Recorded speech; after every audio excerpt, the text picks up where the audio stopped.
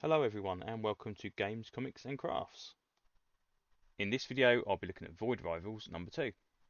So this is the second issue of the Stealth Energon Universe comic book, which will lead into Transformers and G.I. Joe. First question I thought about this issue would be, will it have any Transformers in it? And the answer to that is no, there's no Transformers in this issue. Not too bad an issue though still. We learned about the Sacred Ring, which is apparently a thing they've constructed around a black hole between the two alien races we saw in the first book, to kind of try and save them. They've been generating that over generations, and apparently there are managed to do this without actually contacting each other, which is my biggest problem about the actual setup of the book. You can fly to the black hole in the centre of the universe. Why can't you fly to each planet? Why can't you have a meeting on a neutral planet? How is this all organised to do with nobody actually physically meeting? It just seems a bit unusual that you could get away with doing this massive construction thing over generations, but yet none of the alien races have seen the other alien race. That seems a bit odd. There is a mention here of a Golant, which apparently is going to cause an issue in some point in the future. Is Golant going to be Unicron? It's a possibility.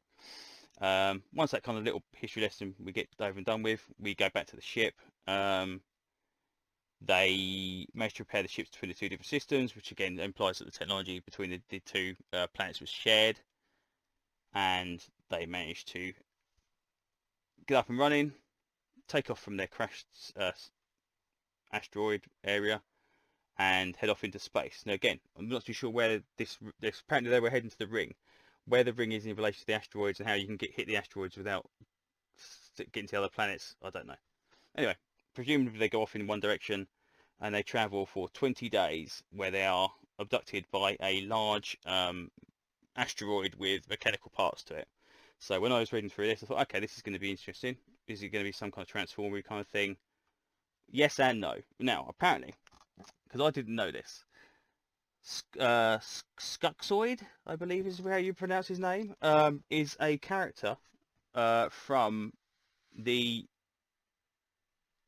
third and fourth seasons, at least, of the Transformers TV series. So after the movie, I've only ever seen those episodes kind of maybe once, because in the UK we didn't get those episodes. We literally got like probably a handful of the very first season, and the movie came out, and that was it. It been and gone by then. So we have technically got a Transformers tie-in. We just haven't got Transformers tie-in with a Transformer in it.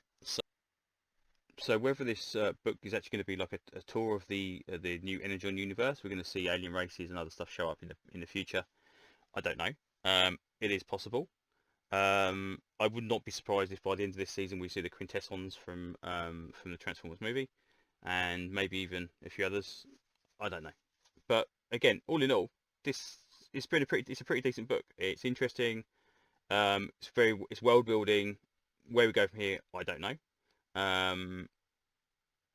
But yeah, I'm more than happy to stick with this one all the way through to issue 6 as it stands at the moment. They haven't done anything completely ludicrous, and the actual history of the place actually was interesting. Artwork's still okay. You know, it's good. We've yet to. There's no mention here near about any other Transformers books, so we haven't even got an advert for the original Transformers book.